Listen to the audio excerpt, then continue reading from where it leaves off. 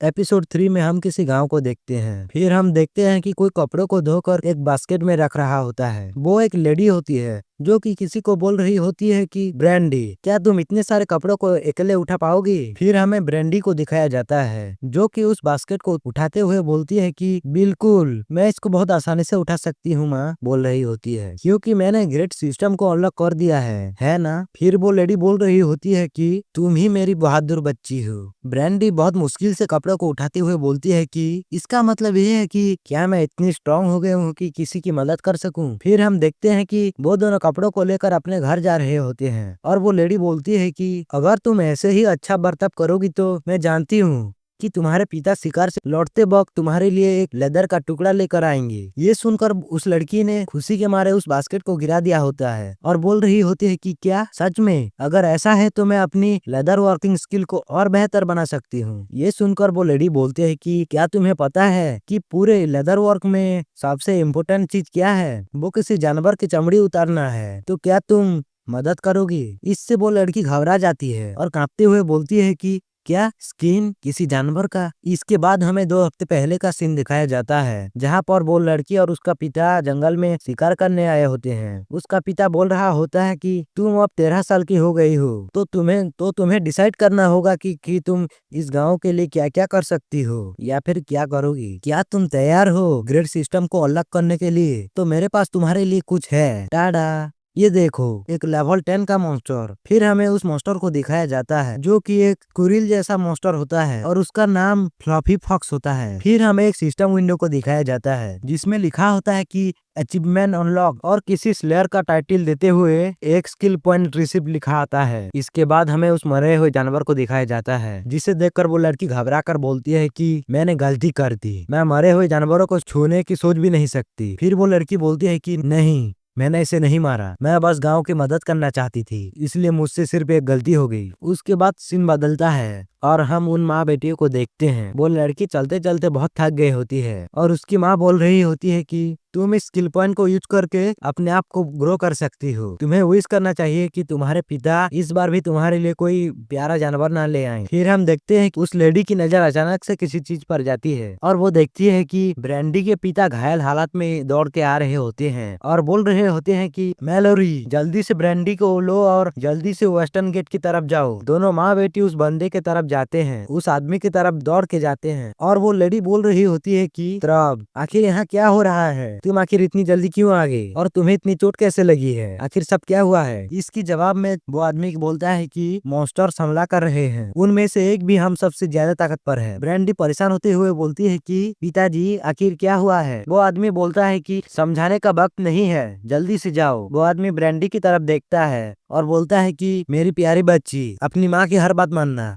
और यहाँ से जाओ। वो लड़की भी ठीक है बोलती है और इसके बाद हमें दिखाया जाता है कि वो आदमी इनकी रक्षा के लिए उन मॉन्स्टर के सामने खड़ा हो जाता है और बोलता है कि मेलोरी, जल्दी से यहाँ से जाओ। हम देखते हैं कि वो दोनों माँ बेटी बहुत डर गए होते हैं और वो लेडी धीरे से तरफ बोलती है और फिर हम देखते हैं कि वो माँ बेटी जल्दी से ईस्टर्न गेट की तरफ भाग रहे होते हैं और वो लेडी चिल्लाते हुए बोलती है कि मैं तुमसे बहुत प्यार करती हूँ, प्लीज सुरक्षित रहना। उसके बाद हमें उस गाँव को दिखाया जाता है जो अभी कुछ देर पहले शांत और सुंदर था, वो अभी आग में घिरा हुआ है। चारों तरफ भगदड़ मची है और लोग चिल्ला रहे हैं। उसके बाद हमें उस माँ बेटी को दिखाया जाता है। ब्रांडी रोते हुए अपनी माँ से बोल रही होती है कि माँ, क्या पिताजी सुरक्षित होंगे? उसके जवाब में वो लेडी बोलती है कि चिंता मत करो, तुम्हारे पिता और गांव का चीफ वो दोनों ही बहुत स्ट्रॉन्ग लोग हैं, वो जरूर हमें बचा लेंगे। इसके बाद वो रोते हुए बोलती है कि काश कि ऐसा ही हो, मैं आशा करती हूँ कि ऐसा ही हो। इसके बाद सीन बदलता है और हमें किसी नाइट को दिखाया जाता है जो कि सबको बोल रहा होता है कि सब लोग सुनो, इधर ध्यान दो, रियानास विलेज बस 1 दिन की दूरी पर है, हम लोग जरूर से वहाँ पर जल्दी से जल्दी पहुँच जाएंगे। अगर हम जल्दी से आगे बढ़े तो हम रात होने से पहले भी वहाँ पर पहुँच सकते हैं और मुझे यकीन है कि हमारे शिकारी बिल्कुल ठीक हमारे पीछे होंगे। पर घबराने की कोई जरूरत नहीं है, यहाँ पर सब कुछ ठीक है, यहाँ पर सब कुछ सुरक्षित। और उस आदमी ने इतना बोला ही था कि उसके पीछे एक बहुत बड़ा मॉन्स्टर आ जाता है और वो जैसे ही पीछे पलट के देखता है वो घबरा जाता है और बोलता है कि नहीं। उस आदमी ने इतना बोला ही था कि उस पर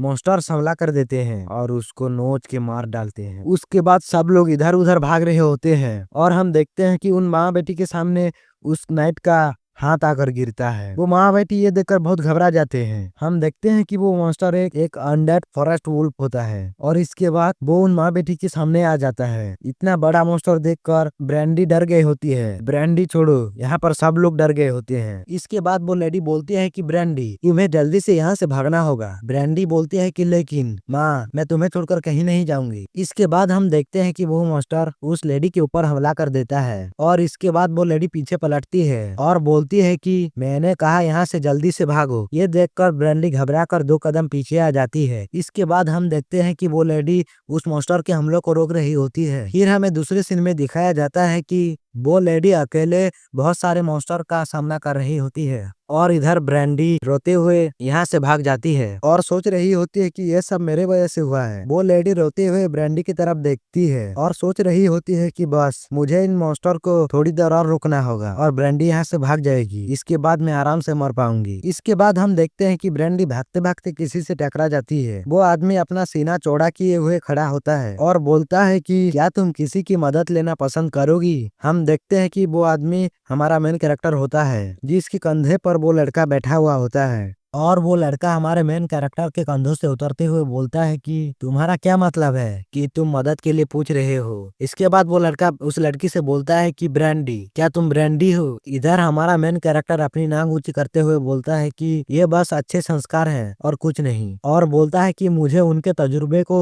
खराब करने का कोई शौक नहीं है। हमें ब्रैंडी को दिखाया जाता है जो कि रोते हुए प्लीज बोल रही होती है और इसके बाद अचानक से उस लड़के को हक कर लेती है। ये देखकर वो लड़का घबरा कर पूछता है कि ब्रैंडी क्या तुम ठीक हो, हमने यहाँ आते वक्त आसमान में धुआं देखा था। इधर ब्रैंडी रोते हुए बोल रही होती है कि प्लीज मेरी माँ को बचा लो, उन्हें मरने मत दो। ये सुनकर हमारा मेन कैरेक्टर आलस में आकर एक चाकू निकालता है और आलस में ही उस चाकू को उन मॉन्स्टर की तरफ एक उंगली से मारता है और इसके बाद हम देखते हैं कि एक बहुत बड़ा अटैक निकलता है और उस मॉन्स्टर को आधा गायब कर दिया होता है।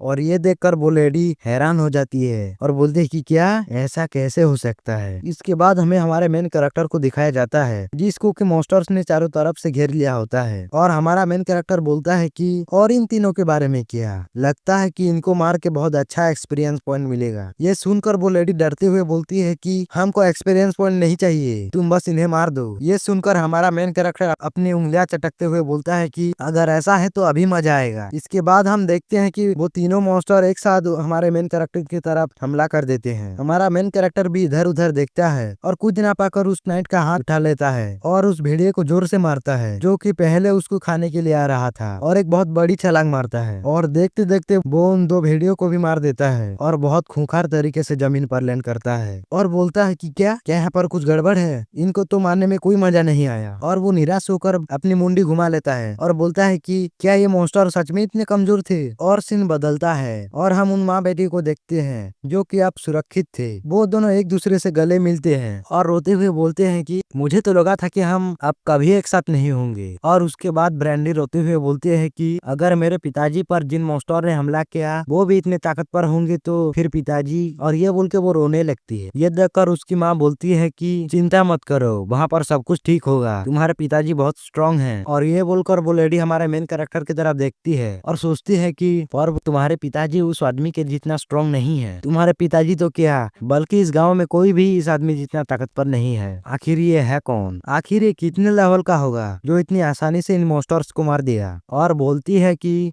तुम्हारा शुक्रिया कि तुमने हम लोगों को बचाया, पर आखिरकार तुम हो कौन, तुम कहाँ से आए हो। ये सुनकर हमारा मेन कैरेक्टर उस लड़के के सर में अपना हाथ रखता है और बैठकर बोलता है कि मैं बस इस लड़के को उसके गांव में छोड़ने आया था, मैं कोई महान लोग नहीं हूँ। और वो बोलता है कि आपका हमसे जुड़ने के लिए स्वागत है टॉमी, ये एक बेकार गाइड है। इसके बाद वो लड़का हमारे मेन कैरेक्टर से बोलता है कि डीरेक, पर इनके गांव का क्या होगा। ये सुनकर हमारा मेन कैरेक्टर बोलता है कि बस मैंने तुमको बोला था कि मैं तुमको तुम्हारे घर पहुंचा दूंगा, मैंने ये नहीं बोला था कि मैं तुम्हें और तुम्हारे दोस्तों को बचाता फिरूंगा। और इसके बाद वो चुपचाप अपने रास्ते जाने लगता है और सोच रहा होता है कि इसके अलावा मैं उस जंगल के बारे में सोचूं तो मैं जितना जानता हूँ कि वो गाँव अब तक नष्ट हो चुका होगा। फिर हमें कुछ लोगों को दिखाया जाता है जो कि हमारे मेन कैरेक्टर के बारे में फुसफुसा रहे होते हैं हैं। उनमें से एक लेडी बोलती है कि क्या ग्रेस फॉल्स ने तुम्हें पता लगाने भेजा था कि यहाँ पर क्या हो रहा है? ये सुनकर हमारा मेन कैरेक्टर चौंकते हुए बोलता है कि क्या? नहीं तो, ऐसा तो कुछ भी नहीं है। इसके बाद हम देखते हैं कि वो लड़का हमारे मेन कैरेक्टर को बुलाते हुए खींच रहा होता है और बोलता है कि हमें वैसे भी जाना चाहिए, क्या पता वो लोग जिंदा हो और हमारी मदद कर सके, तो हमें इसीलिए जाना चाहिए, चलो। और ये बोल के वो हमारे मेन कैरेक्टर को खींच रहा होता है। इसके बाद हमारा मेन कैरेक्टर ऊंची आवाज में बोलता है कि मैंने।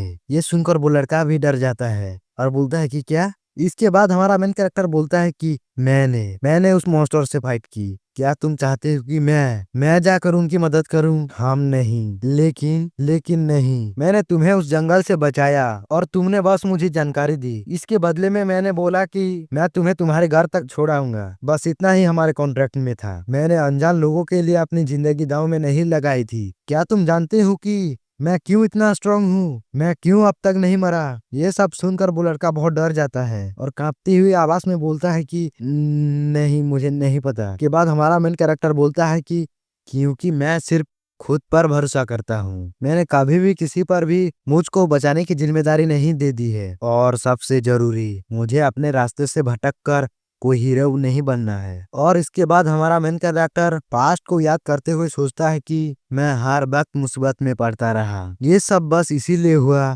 क्योंकि मैंने सबकी मदद करना चाहा, जिनका मेरे से कोई लेना देना नहीं था। हमें उस लड़के को दिखाया जाता है जो कि ये सब सुनकर बहुत गुस्से में होता है और गुस्से में हमारे मेन कैरेक्टर को चिल्लाते हुए बोलता है कि इसका कोई मतलब नहीं है, तुम अभी सबसे ताकतवर हो, इसका मतलब तुम लोगों की मदद कर सकते हो। ये सुनकर हमारा मेन कैरेक्टर हंसते हुए बोलता है कि तुमने एक सच्चे 12 साल के बच्चे की तरह बोला। ये सुनकर वो लड़का और गुस्से में आ जाता है और हमारे मेन कैरेक्टर के पास आकर रो रहा होता है और उसे मारते हुए बोलता है कि तो क्या हुआ कि तुम अकेले लड़ोगे? यहाँ पर कोई ऐसा नहीं है कि तुम्हें चोट पहुंचा सके। देखो, अपनी चारों तरफ देखो। और इसके बाद वो रोते हुए बोलता है कि तुम बहुत बुरे हो। इसके बाद हमारा मेन कैरेक्टर अपने चारों तरफ देखता है जहाँ पर लोग उसकी मदद की आस में होते हैं और बोलता है कि सच में मैं बहुत बुरा इंसान हूँ। और इसके बाद वो उस लड़के से बोलता है कि मैं इस दुनिया का सबसे बुरा इंसान हूँ, पर बुरे हमेशा जिंदा रहते हैं और अच्छे लोग हमेशा मरते हैं। जिंदगी एक परियों की कहानियों की तरह नहीं है बच्चे। मुझे यकीन है कि तुम एक ना एक दिन सच्चे बेवकूफ बनोगे।